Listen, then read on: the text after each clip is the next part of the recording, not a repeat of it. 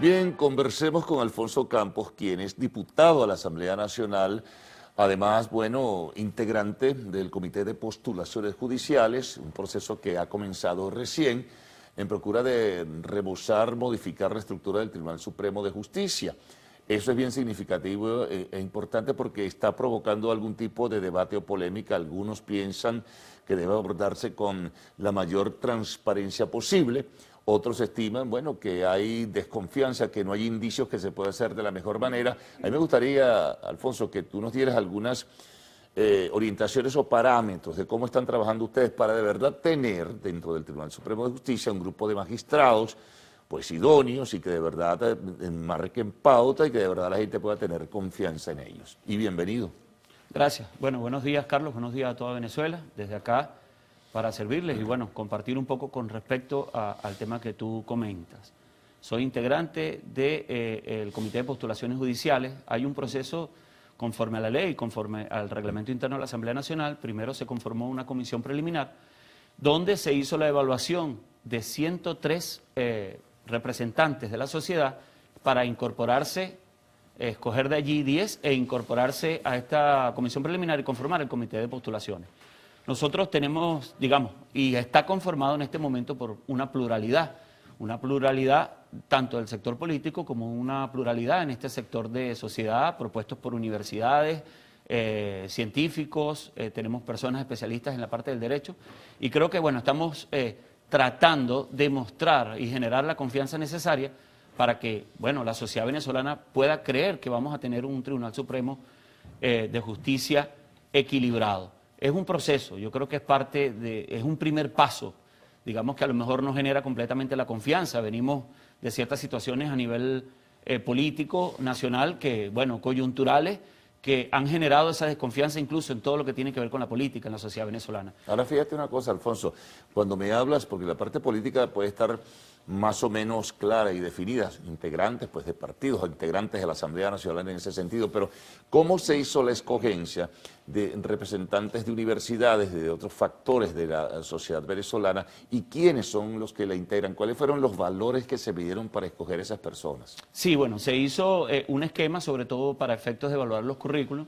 ¿Qué universidades participan, por ejemplo? Bueno, allí está la Universidad Central, está la Universidad de Carabobo y está la Universidad Arturo Michelena, que también está en Valencia. ¿Y el resto de las universidades? Bueno, estas fueron las que participaron. De alguna manera, pues se hizo la evaluación haciendo un baremo para tratar de escogerlos. Hay algunos que presentaron y no eran inadmisibles por falta de documentación y validación de sus, digamos, credenciales. Y bueno, allí hicimos una evaluación completa con una matriz particular para medir con parámetros y llevarlos hasta escoger lo que dedujimos a 20, después a 15 y particularmente a 10, que fueron los que tenían de alguna manera mayor, digamos, preparación en los aspectos que nosotros vamos a considerar en el comité. Fíjate, Alfonso, pero ¿cuáles deberían ser entonces, ya hecho esto como escogencia, verdad? ¿Cuál va a ser el trabajo y cuáles serían o tendrían que ser las características de un magistrado del Tribunal Supremo de Justicia? Ok, en ese sentido, dando cumplimiento a la ley, a la Constitución, ya estamos conformados como comité, se hizo la convocatoria pública según lo que establece la ley, 3 días continuos, y ahora estamos recibiendo la documentación de todos aquellos que quieran participar en el proceso de postulación y selección de los futuros magistrados. Son muchos los requisitos que establece la ley, de eso es lo que nosotros estamos tratando de ajustarnos lo más exacto posible en todo lo que corresponde a ello. En el caso de que si son jueces tienen que haber sido jueces superiores, haber estudiado posgrados, especializaciones o haber publicado, digamos, o tener publicaciones en el área donde ellos quieren postularse, en qué sala específica del Tribunal Supremo de Justicia quieren postularse. Allí nosotros estamos decantando. Hay muchos que han presentado, digamos, postulación, pero no tienen o no cumplen con estos requisitos que empiezan a dejar de ser admisibles hasta llegar a lo mínimo posible para poder presentar ante la plenaria los que hayan sido seleccionados. ¿Pueden repetir algunos de estos magistrados actuales o no? No, hasta este momento no pueden repetir. De todas maneras se están recibiendo y se va a ir evaluando las características correspondientes. Ahora fíjate, Alfonso, la pregunta que se hace muchísima gente, ¿cómo tú puedes definir los matices donde hay compromiso de carácter político? ¿Cuáles están comprometidos con este partido? ¿Cuáles están comprometidos con este partido? ¿Cuáles están comprometidos pues con el derecho como tal, con la sociedad y la necesidad del equilibrio en la justicia? Bueno, uno de los requisitos es haber renunciado públicamente a cualquier militancia política. Esto con el sentido de Bueno, guardar... eso no significa mucho tampoco. No, lógicamente, pero es un proceso que nosotros tratamos de garantizarnos. Entendemos de que muchos de los que se presentan tienen algún tipo de afinidad, para no decir filiación, con organizaciones políticas. Creo que esto también es un juego también de darle el equilibrio en el carácter político, porque detrás de estas decisiones también hay un peso político. Ahora, ¿cómo evitar, por ejemplo, que la mayoría oficialista dentro de la Asamblea Nacional y dentro de lo que será todo el proceso incline la balanza a su favor? Bueno, lo Eso que se nosotros... lo plantea mucha gente. Sí, lógicamente que siempre va a haber la desconfianza desde ese punto de vista. Un sector de la sociedad espera que la parcialidad esté hacia un lado o hacia el otro. Creo que nosotros estamos tratando de hacerlo técnico-jurídico desde el punto de vista como comité de postulaciones y no darle peso al aspecto político. Hay que recordar que esto es llevado a la plenaria y es en plenaria que se decide. Allí la decisión es de carácter político porque la mayoría en estas condiciones lamentablemente están en el oficialismo. Pero hay los acuerdos a los efectos de que haya el mayor equilibrio, porque lo que estamos buscando es, en medio de la reinstitucionalización del Estado, en medio de lo que es la transformación del sistema judicial en Venezuela, que se genere la confianza necesaria a la sociedad venezolana de que se están dando pasos. Lo mismo ocurrió con el CNE el año pasado, en lo que fue la selección. Hubo un equilibrio, de alguna manera lo pudiéramos aceptar o reconocer. Cercanía a un equilibrio.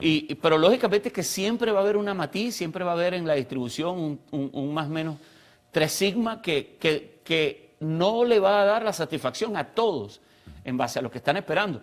Algunos esperan algo, otros esperan otro, entonces es a veces hasta difícil de que pueda haber una aceptación completa, pero lo que estamos es dando pasos que verdaderamente lo que buscan es ajustar y modificar este sistema judicial que tanto detalle Claro, tiene. ahora fíjate, Alfonso, ¿cuándo comienza el proceso para que las personas interesadas en ser magistrados del Tribunal Supremo comiencen a postularse?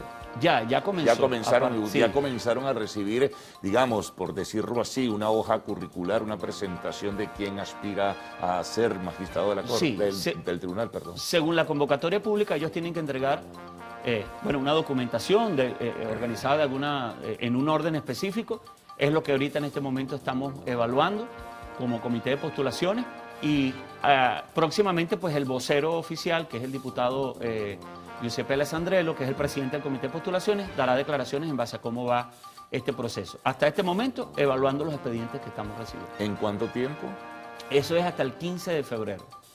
¿Y a partir de allí qué ocurre? Bueno, allí empieza la evaluación que nosotros hacemos a los efectos de presentar posteriormente al Poder Ciudadano y ellos hagan una nueva preselección en base a lo que se está entregando, sin modificar lo que nosotros damos, para posteriormente llevarlo en los tiempos correspondientes por ley a la plenaria de la Asamblea Nacional. Bueno, vamos a hacer una pausa. Conversamos con Alfonso Campos, quien es miembro del Comité de Postulaciones de la Asamblea Nacional, además diputado a la Asamblea Nacional.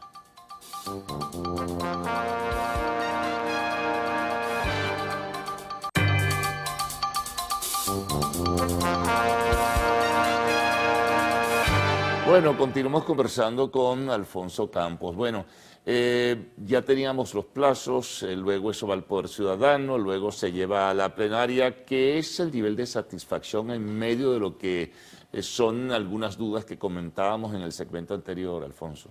Sí, bueno, siempre va a haber las dudas de que detrás de esto hayan decisiones de carácter político que inclinen la balanza a una parcialidad política. Bueno, debemos entender que esta es parte de la forma como se hace. Finalmente esto va a la plenaria. La plenaria tiene una mayoría oficialista que puede de alguna manera sopesar. Lo importante es que el comité de postulaciones como asesor a la Asamblea está presentando un trabajo técnico-jurídico que tiene un equilibrio y que tiene, digamos, un trabajo hecho para poder presentarlo más aceptable. Esto con la intención plena de generar confianza en el nuevo nombramiento del Tribunal Supremo de Justicia, el inspector general de los tribunales y el director de la Escuela de la magistratura, que son parte de las selecciones que se van a hacer en este momento. Ahora, me llama la atención porque al margen de lo que es la representación política, ¿verdad?, que surge del seno de la Asamblea Nacional, hay factores de la oposición política que han visto, por una parte, con algún interés. Me llamó la atención, por ejemplo, lo que escribía en su cuenta de Twitter Ramón Guillermo Aveledo, un dirigente político de oposición, no forma parte de la Asamblea, ni mucho menos, pero él veía con un buen nivel de expectativas. Otros replican y refutan. Dirigentes del Partido Voluntad Popular dicen que hay que tener cuidado, que pueden cometerse errores, que no se generen mayores expectativas. ¿Qué piensas tú de ese debate también que se abre en el seno de la oposición alrededor de la escogencia de magistrados? Bueno, en esto te tengo que hablar desde el corazón, Carlos, como venezolano, que lamentablemente ha visto que la política ha sido tan polarizada que está basada más en las emociones que en la sensatez. Ciertamente, pues, sentarse a hablar con alguien del gobierno, automáticamente te señalan como colaboracionista. Si en algún momento manejaste una posición contraria, eres llamado lacrán. Y la sobreadjetivización de lo que hacemos como venezolanos y en medio de la política, lamentablemente lo que nos ha hecho es no ser asertivos en tantas cosas que necesita actualmente Venezuela.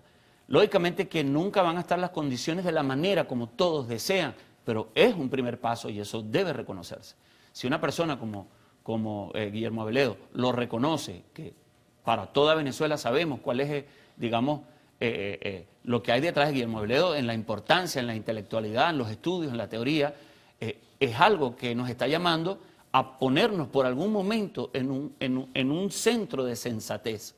¿Hay polarizaciones? Sí, hay emociones, hay frustraciones, decepciones, hay tanta situación que hay dentro del venezolano, pero debemos entender que de alguna manera, con la mayor razón posible, nosotros tenemos que empezar a dar pasos de sensatez. Creo que es el primer paso para poder generar en esta parte ahora, en lo que es el Poder Judicial, el sistema judicial, una confianza a Venezuela. Hay que confiar de alguna manera en los primeros pasos. No estamos hablando de que estamos obteniendo los resultados que queremos como venezolanos, pero pienso que es el primer paso en lo que es la reestructuración del sistema judicial. Bueno, Alfonso, en última instancia, cuando ya se tengan los nombres y se haga la escogencia y se lleve a plenaria y se determinen quiénes serán los nuevos integrantes del TSJ, es que se podrá saber y se podrá tener una mejor percepción de lo que allí ha ocurrido, Exacto. ¿no? Exacto. Yo creo que no hay que adelantarse.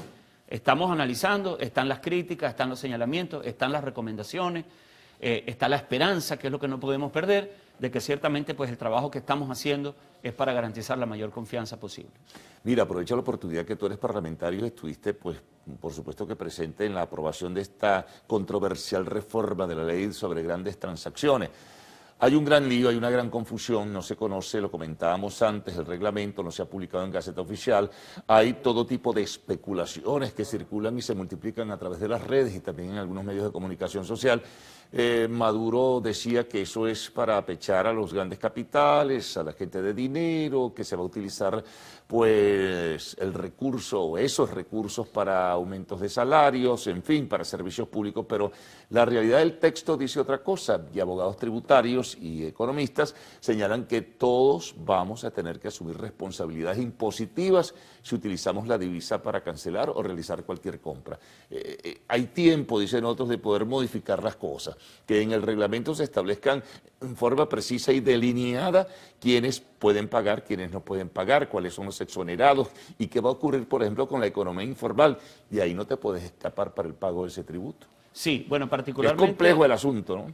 Bueno, quiero informar que nosotros en la Asamblea como oposición no votamos en esta ley, estamos contrarios a ciertos aspectos de la ley, no a la ley en sí misma. Nosotros creemos que ciertamente hay que cobrar un impuesto por ciertas transacciones que se hacen en divisas o en otro tipo de activos, como es el caso de las criptomonedas. Pero debe estar claro a partir de qué momento pasan a ser grandes transacciones. Lo que establece la ley es que prácticamente ¿Quiénes son los contribuyentes especiales? Sí. De acuerdo a ese texto, todos somos contribuyentes todos especiales. terminamos siendo contribuyentes pasivos. Tú Pasivos. vas a una cadena de supermercados o de farmacias grandes que tienes que te facturan y que tú entregas pago en divisa, automáticamente te tienen que cobrar. El tema es este impuesto. El tema es que la banda que establece la ley es del 3% hasta un 20%, que lo consideramos un exabrupto. Sí. Si bien es cierto que las disposiciones transitorias establecen 2% para las transacciones en bolívares y 2.5 como primera, digamos, designación por parte del Ejecutivo, pero a la vez le deja la potestad al mismo para que posteriormente, si considera, lo aumente. Igual entonces quedamos a merced de una decisión por decreto presidencial en donde te pueden estar cobrando, quién sabe hasta qué punto de porcentaje. Una de las particularidades que tienen las excepciones es que no considera las asociaciones civiles. Entonces ciertas organizaciones, ONG de carácter benéfico, lamentablemente van a tener que, teóricamente van a tener que estar pagando este tipo todo de es muy impuestos. confuso. Por ejemplo, salía publicado por ahí, bueno, en los mercados populares no se va a pagar. Ay, las cadenas de supermercados sí los van a pagar. Es decir, hay un galimatías, hay confusión, hay errores en la conceptualización. Esto puede generar una inflación, esto puede Sí, en generar primera etapa fuga lo de va a capital generar. nuevamente. De primer impacto sí, igual que va a estimular el mercado negro, va a multiplicar la buonería otra vez, va otra vez la economía informal a explotar, en fin, va a haber evasión fiscal, piensan algunos economistas o abogados tributarios. No, y esto suma a el control que va a querer generar el CENIA, donde van a empezar a ver todo lo que se Controlarás a la viene economía detrás. informal, Alfonso, porque al resto tú no vas a controlar la buonería. La buonería no paga impuestos, sino excepcionalmente. Exacto. Cuando va a hacer así, compras. Es así. Bueno, vamos a ver qué pasa en definitiva. De todas maneras, muchas gracias por haber estado con nosotros. Gracias a ti, Carlos. Abordar el tema del Comité de Postulaciones Judiciales. Bueno, y al final un poquito esto que está en el debate abierto y público, Alfonso. Nos vamos a una pausa, amigos. Al retorno, arte y espectáculos en lo actual.